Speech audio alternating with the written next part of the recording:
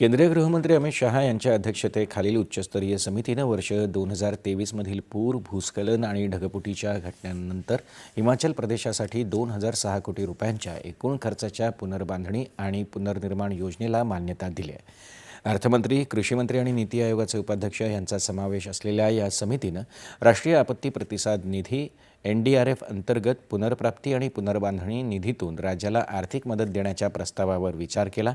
पंतप्रधान नरेंद्र मोदी यांच्या नेतृत्वाखाली केंद्र सरकार नैसर्गिक आणि इतर आपत्तींमध्ये राज्य सरकारांच्या खांद्याला खांदा लावून उभा आहे, असं केंद्र सरकारनं म्हटलंय.